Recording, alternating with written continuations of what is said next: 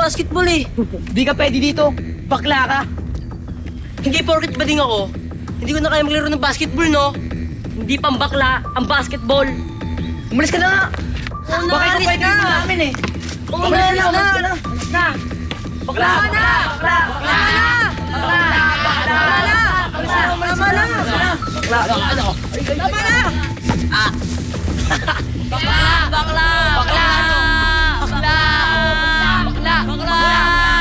Bakla! Bakla! Bakla!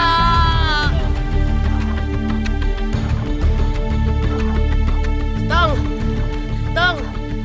Nananakit yung mga yan, oh! Diwang mamba ko.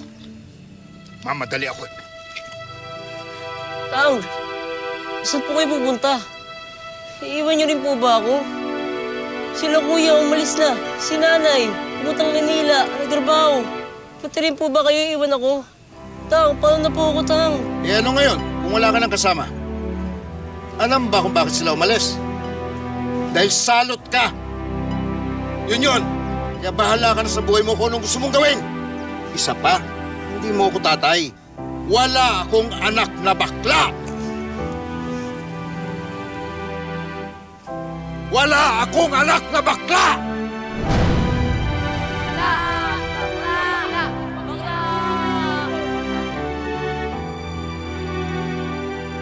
Yasmin, ano tawag sa'yo ng bata ka? Dido po, Tita Mel. Dido. Yes po, Tita. Ilang taong ka nung nalaman mo na, alam mo na, nakakaiba ka? Elementary pa lang ako, Tita Mel. Elementary pa lang. Yes po. Kaya ba di ka naging close sa ama mo? Kaya hindi kami naging close ng tatay ko. Siguro dahil sa maliit pa lang ako pakendeng-kendeng na ako, Tita Mel. Kailan ka naman nahilig sa basketball?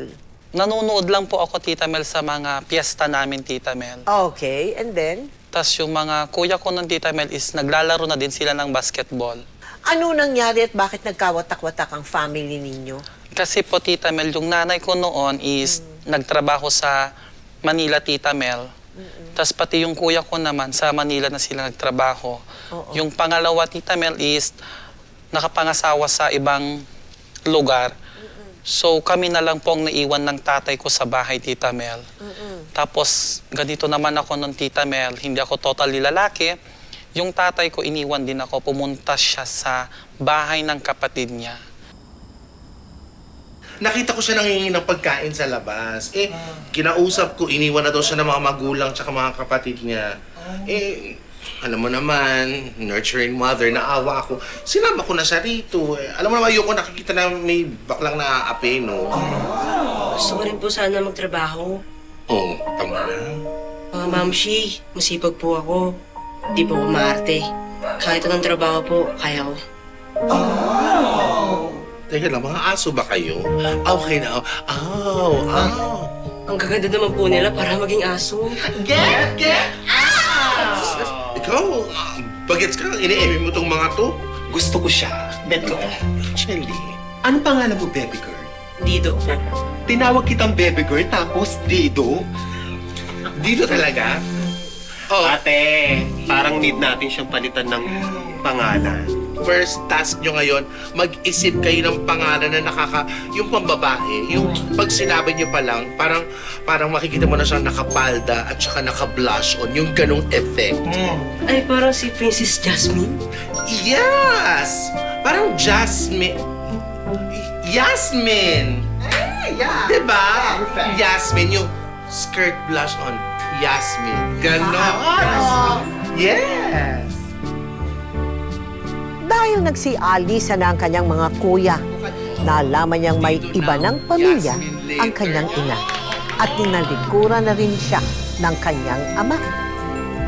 Pansamantalang naligaw ng landas si Yasmin hanggang sa siya ay kupkupin ng kanyang bagong nanay-nanayan na nagsilbing bago niyang pamilya.